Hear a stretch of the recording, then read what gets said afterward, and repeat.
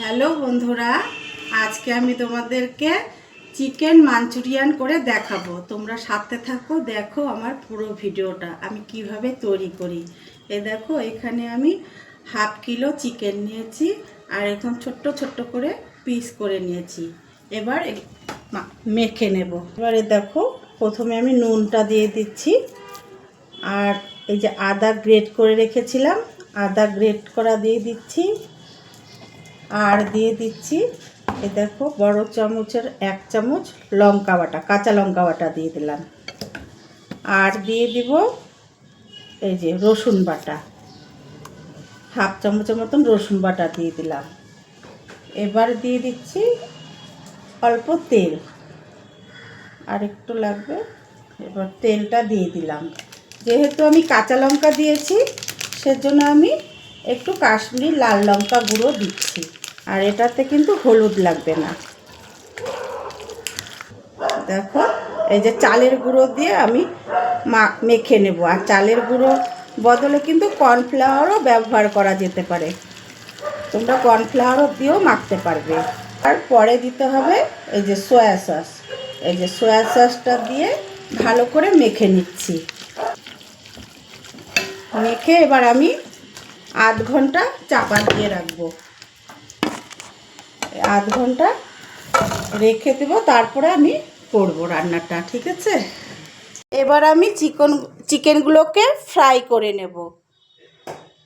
এই কড়াতে আমি তেল দিয়েছি, তেল আমার গরমও হয়ে গেছে। এবারে আমি দেখো চিকেনগুলো হালকা ফ্রাই করে নেব। এভাবে চিকেনগুলোকে দিয়ে দিচ্ছি। দেখো, আমার চিকেনগুলো ফ্রাই হয়ে গেছে। এরকম হালকা করে ফ্রাই করে নিতে হবে। এবার আমি থালাটার মধ্যে দেখো নামিয়ে দিচ্ছি।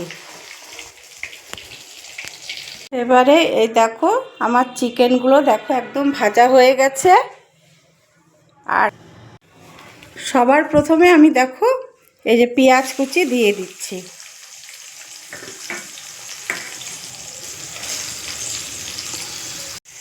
পেঁয়াজ কুচিটা আমি ভেজে নিচ্ছি। দেখো, আমার পেঁয়াজগুলো কিন্তু লালচে লালচে করে একদম ভাজা হয়ে গেছে। এবারে আমি সবার প্রথমে দেখো এই যে লঙ্কা কুচিয়ে রেখেছি, লঙ্কা কুচি দিয়ে দিচ্ছি। আর তোমার দিয়ে দিচ্ছি গ্রেট করা আদা। এখানে কিন্তু গ্রেট করা আদাটাই দিতে হবে, বাটাটা না। একটু ভেজে নিচ্ছি যাতে আদার কাঁচা গন্ধটা চলে যায়। ভেজে নিয়েছি। এবার একটু এই যে 1 চামচ, ছোটো চামচের 1 চামচ রসুন বাটা দিয়ে দিলাম। রসুনটাকে আর একটু কষিয়ে নিই যাতে কাঁচা রসুনের গন্ধটা চলে যায় একদম। রসুনটাও আমার কষানো হয়ে গেছে। এবারে আমি এই দেখো একটা বড় টমেটো আমি একদম ভালো করে একদম পেস্ট করে নিয়েছিলাম। দেখো, এতটুকু দানা নেই, কিছু নেই, পেস্ট করে নিয়েছিলাম, সেটা আমি দিয়ে দিলাম।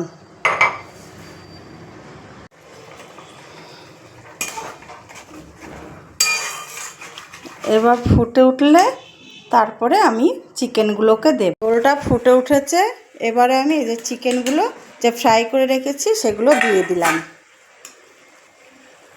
এবারে স্বাদ মতো নুন দিয়ে দিচ্ছি। আর দিয়ে দিচ্ছি এই ছোটো চামচের 1 চামচ সয়া সস। একটু নাড়াচাড়া করে দিই। দেখো, আমার রান্নাটা কিন্তু হয়ে গেছে। আমি এবার নামিয়ে দেব। গ্যাসের ফ্লেমটা বন্ধ করে দিলাম। এবারে আমি তোমাদের ঢেলে দেখাচ্ছি। দেখো, আমি যেভাবে তৈরি করি আমি তোমাদেরকে সেই পদ্ধতিতেই দেখালাম বন্ধুরা। তোমরা এইভাবে করে খেয়েও দেখবে ভালো লাগবে। আর এটা কিন্তু ফ্রাইড রাইস, পোলাও, লুচি, রুটি, পরোটা এসবের সাথেই বেশি ভালো লাগে খেতে। রান্নাটা ভালো লেগে থাকলে লাইক, কমেন্ট, শেয়ার করো। সকলে ভালো থেকো, সুস্থ থেকো।